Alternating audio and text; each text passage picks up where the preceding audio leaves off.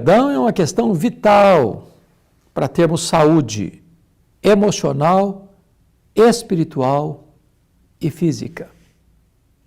Isso porque nem você, nem eu, nenhum de nós é uma pessoa perfeita. Nós não viemos de uma família perfeita. Nós não nos casamos com a pessoa perfeita. Nós não temos filhos perfeitos. Portanto, nós estamos sujeitos a cometermos falhas uns com os outros.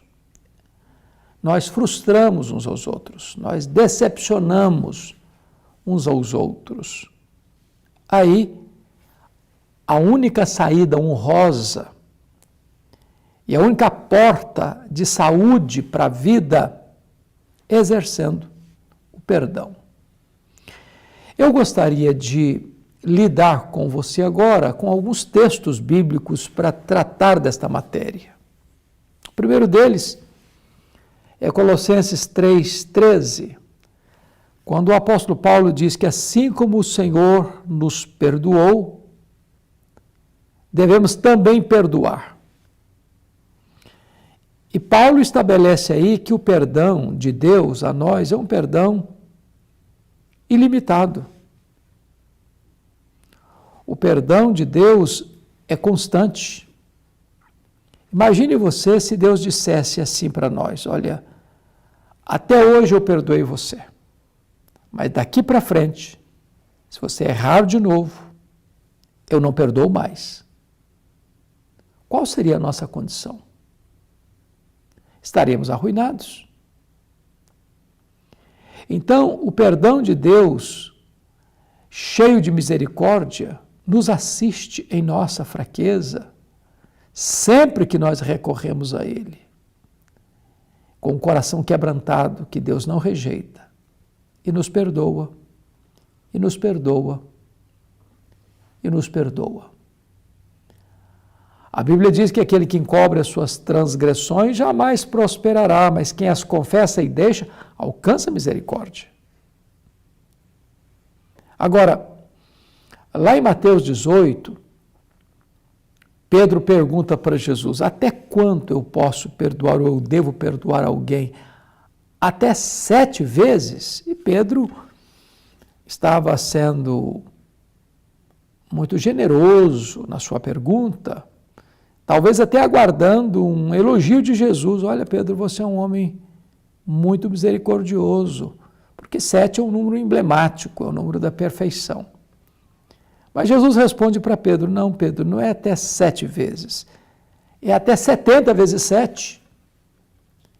E claro, Jesus não está aqui fazendo um cálculo matemático para dizer que o perdão pode alcançar esse número tão expressivo. O que Jesus está dizendo para Pedro é que o perdão é ilimitado. Ilimitado. Mas a grande questão é como devemos lidar com esta questão do perdão.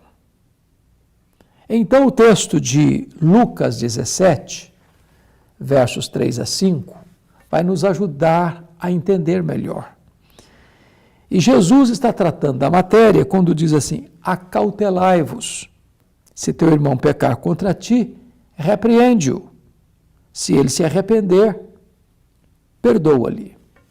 Por que Jesus começa esta matéria, este assunto, com a palavra acautelai-vos?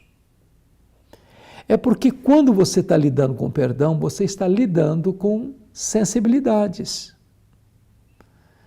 A questão é que tem uma ferida aí.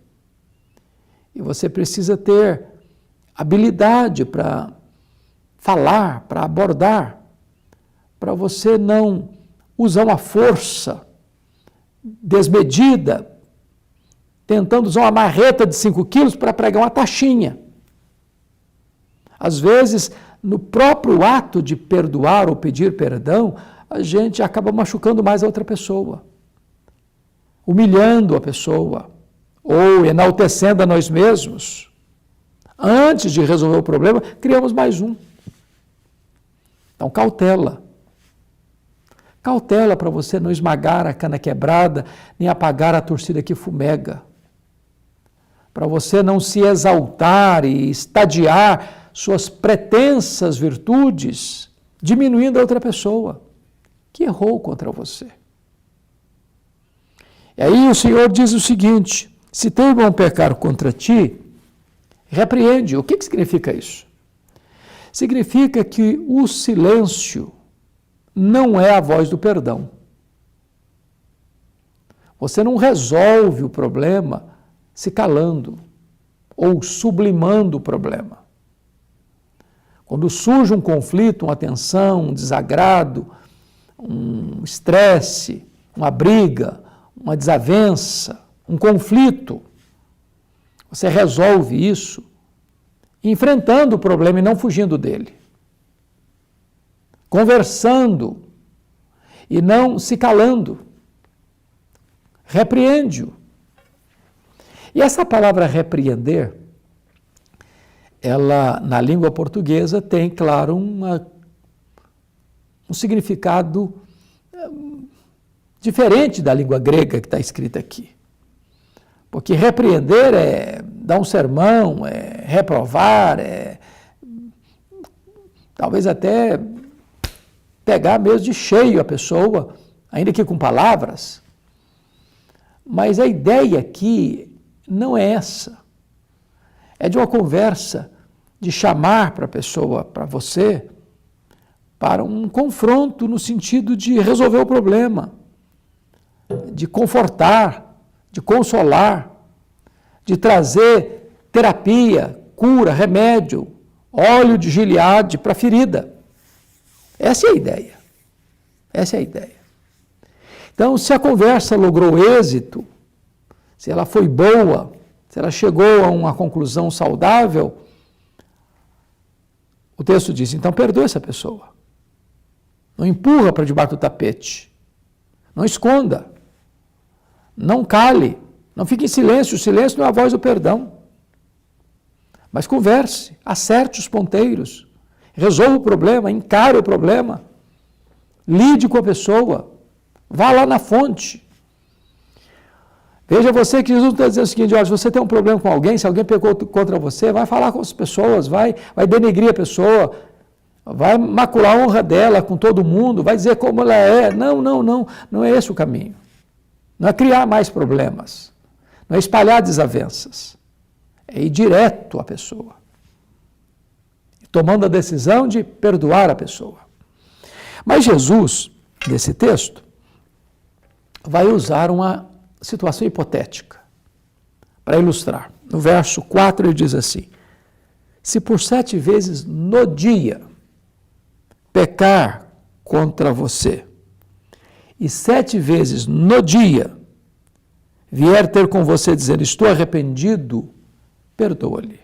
Bom, eu digo hipotético porque eu não conheço, talvez você também não, nenhuma situação em que isso tenha ocorrido.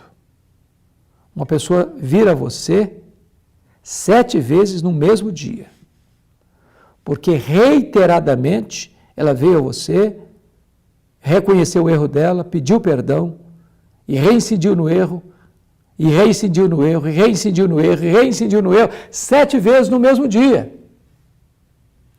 Talvez você diga, não, eu não tenho paciência para isso. Eu não suporto isso. Não, aí está de brincadeira. Talvez você, já no meio do caminho, já manda essa pessoa se afastar de você porque você não quer conviver mais com ela. Mas Jesus levanta esta situação hipotética num grau muito elevado para dizer o seguinte: mesmo que seja nessa conjuntura, perdoe. Mas por que ele está fazendo isso? Talvez ilustrando o que Paulo mais tarde ensinou. Assim como o Senhor perdoou a vós, assim também perdoai uns aos outros. Me permita fazer uma pergunta.